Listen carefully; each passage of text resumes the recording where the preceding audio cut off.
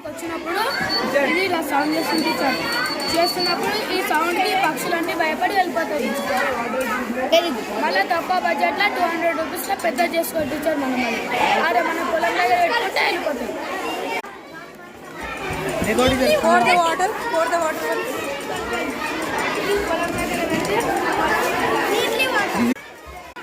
ये अलार्म है टीचर, उनका माता नहीं टीचर आते उसको मसलो साउंड ले